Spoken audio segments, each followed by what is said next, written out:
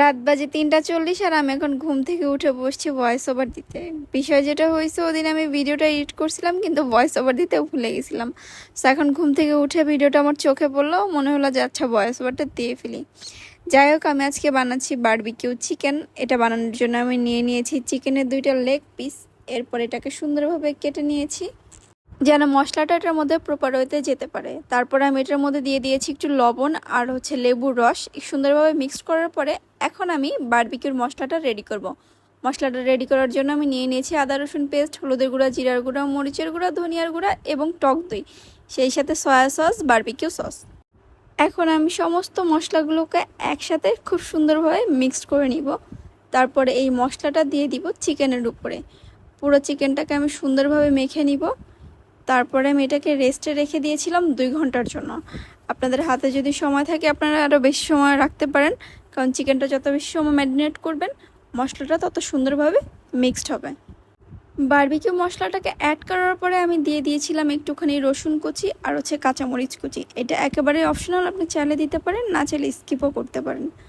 এখন আমি চলে যাচ্ছি আমার বাসার ছাদে লেমন গ্রাস আনতে। আমার বাসায় ছিল, আমি তাই দিয়ে দিয়েছি।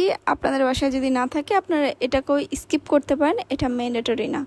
আমাদের বাসার ছাদে আসলে এরকম টুকিটাকি অনেক কিছুই আছে যেগুলো আমার বাজারে গিয়ে কিনতে হয় না। আমার যখন দরকার হয় আমি দৌড় মেরে উপরে চলে যাই, গিয়ে টুক করে ছিঁড়ে নিয়ে নিচে চলে আসি। তো যাই হোক, এটাকে আমি কুচি করে চিকেনের সাথে মিক্সড করে ফেলছি। এরপরে চিকেনটাকে তেলের মধ্যে দিয়ে দিয়েছি। তেলটা খুব বেশি দিবেন না, একদম অল্প করে তেল দিবেন, কারণ বারবিকিউ করতে আসলে বেশি তেল লাগে না। আমারই মনে হচ্ছে যে আমি বেশি তেল দিয়ে ফেলছি। আমি এখন লুচি বানানোর জন্য নিয়েছি ময়দা, একটুখানি লবণ মিক্সড করে ফেলবো। তারপরে ওইটাকে একটা চামচের সাহায্যে সুন্দরভাবে নাড়াচাড়া করে একটু তেল দিব। তেল দিয়ে হাত দিয়ে সুন্দরভাবে তেলটাকে মিক্সড করে ফেলবো। যতক্ষণ পর্যন্ত না একটু ভেজা ভেজা হয়ে যায় ততক্ষণ পর্যন্ত মিক্সড করতেই থাকবো। এরপর একদম নর্মাল একটা পানি দিয়ে আমি ডোটাকে তৈরি করে নিব। 30 মিনিটের জন্য ডোটাকে রেস্টে রেখে আমি নিতে চলে আসছি পুদিনা পাতা, কারণ এই ফাঁকে আমি রায়তাটা বানিয়ে ফেলবো।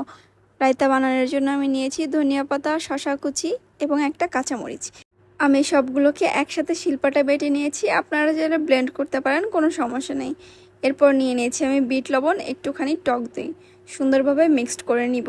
সব কাজের ফাঁকে ফাঁকে অবশ্যই চিকেনটাকেও বারবার উল্টে দিবেন। সো ওই মশলাটার মধ্যে এখন আমি দিয়ে দিব শসা কুচি। এই হচ্ছে আমার রায়তা।